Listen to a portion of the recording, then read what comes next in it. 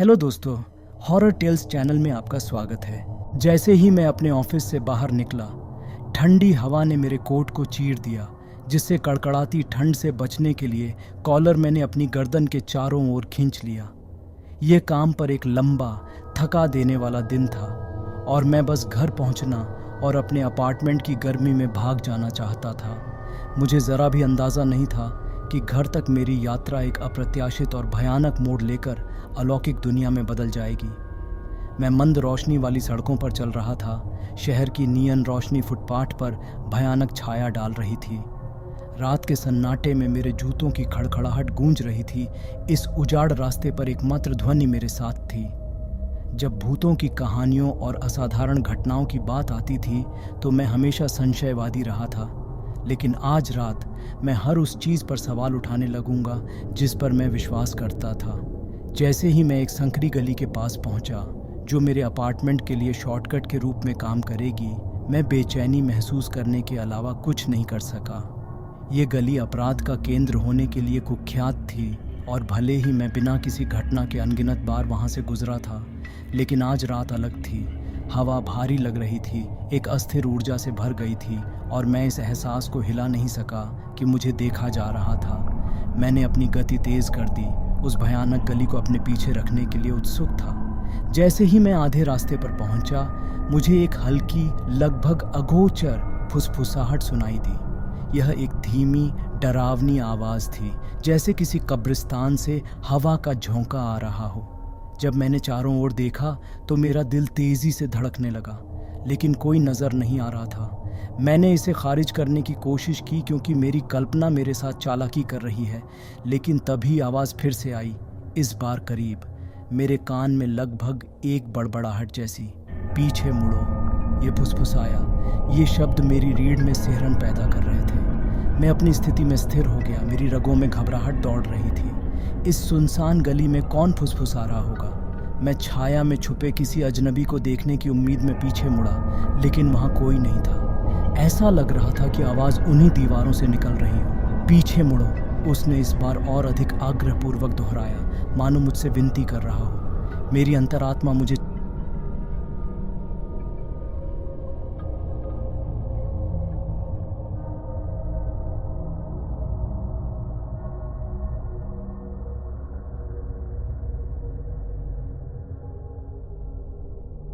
एक बार फिर सन्नाटा छा गया और एक पल के लिए मुझे लगा कि आवाज़ गायब हो गई है। जैसे ही मैं एक सतर्क कदम आगे बढ़ाने वाला था, मेरे सामने एक वर्णक्रमीय आकृति उभरी।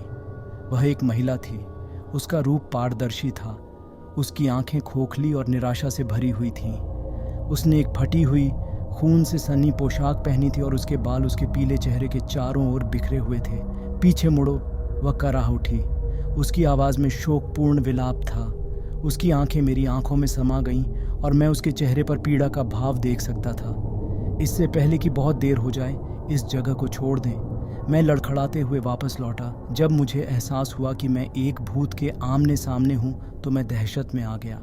हर वृत्ति मुझ पर चिल्ला रही थी कि मैं उसकी चेतावनी पर ध्यान दूं और भाग जाऊं, लेकिन मेरे पैर वहीं जड़ रहे। मुझे और जानना था, ये समझना था कि यह आत्मा जीवित दुनिया में क्यों फंसी हुई है। आपको क्या हुआ? मैं पूछने में कामयाब रहा। मेरी आवाज़ कांप रही थी। भूत की आंखें भर आईं और वह अपनी दुखद कहानी सुनाने लगी। वह कई साल पहले मेरे ही पड़ोस में रहने वाली एक युवा महिला थी। वह एक ऐसे आदमी से प्यार करती थी जिसने उसे दुनिया देने का वादा किया था, लेकिन उसने उसे सबसे भयानक तरीके से धोखा दिया था। उसने इसी गली में उसकी हत्या कर दी थी और उसकी आत्मा को अनंत काल तक भटकने के लिए छोड़ दिया था। जैसे ही वह बोल रही थी, मैं उस अत्यधिक दूहक और गुस्से को महसूस कर सकता था जिसने उसके जीवन को निगल लिया था। वह कभी न खत्म होने वाले दुःस्वप्न में फंस गई थी। अपने साथ हुए अन्याय के कारण परलोक जाने में असमर्थ थी। मेरा दिल उसके लिए दुखता था और मैं उसे इस पीड़ा में छोड़ना बर्दाश्त नहीं कर सकता था। मैं तुम्हारी क्या मदद कर सकता हूँ? मैंने पूछा। मेरी आंखों में आंसू आ गए।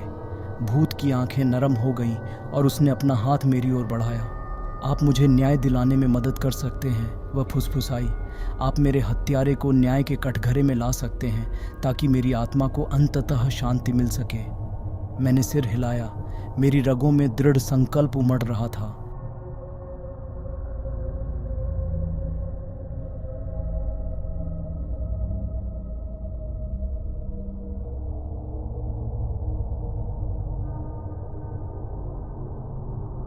अगले कुछ हफ्तों में मैंने पड़ोस के इतिहास में गहराई से खोजबीन की, पुराने रिकॉर्ड खंगाले और बुजुर्ग निवासियों से बात की जिन्हें उस भयावह रात की घटनाएं याद थीं। जितना अधिक मैंने सीखा, कहानी उतनी ही भयावह होती गई। ऐसा लगता था कि जिस व्यक्ति ने भूत की हत्या की थी वह अपने धन और प्रभाव के बल पर समुदाय का एक प्रमुख व्यक्ति था। पुलिस जांच को दबा दिया गया था और न्याय कभी नहीं मिला था। सच्चाई को उजागर करने के लिए दृढ़ संकल्पित होकर मैंने गहराई से खोज करना शुरू किया, भ्रष्टाचार और धोखे के जाल को उजागर किया जो हत्या से भी कहीं आगे तक फैला हुआ था। मुझे उन लोगों से धमकियों का सामना करना पड़ा जो सच्चाई को दबाए रखना चाहते थे, लेकिन मैं पीछे नहीं हट सका। भूत की उपस्थिति मेरे हर जागते क्षण को सताती रही, जिससे मुझे उसकी ओर से न्याय मांगने के लिए प्रेरित किया गया।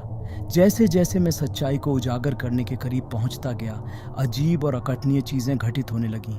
वस्तुएं अपने आप हिलने लगीं, रोशनियां टिमटिमाने लगीं और रात में मेरे अपार्टमेंट में भयानक फुसफुसाहट भर गई। ऐसा लग रहा था मानो भूत की उपस्थिति मेरे पीछे पीछे घर तक आ गई हो और वह लगातार बेचैन और अधीर होती जा रही थी।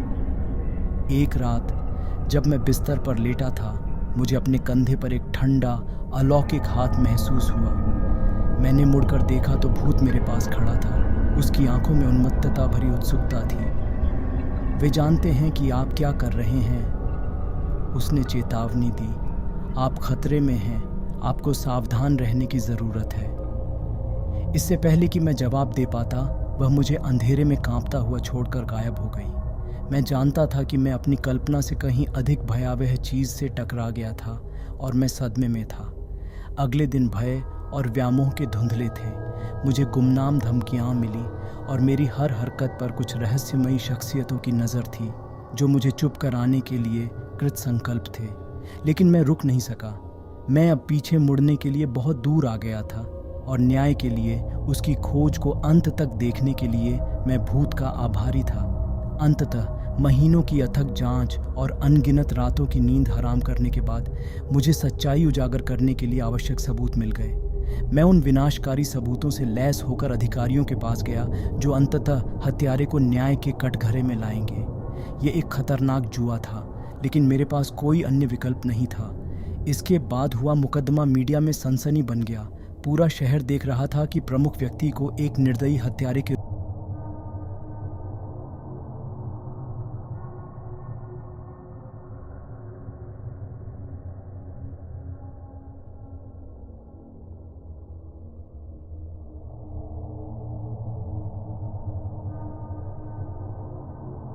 जैसे जैसे दिन हफ्तों में बदल गए, वे अलौकिक घटनाएं जिन्होंने मुझे परेशान किया था बंद हो गईं।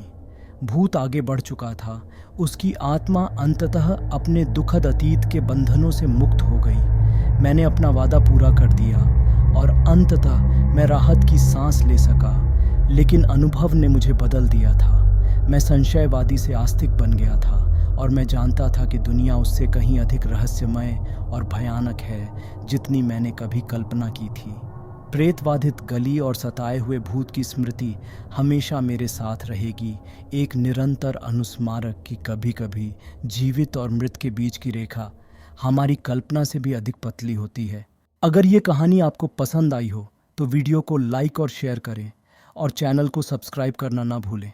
धन्यवाद।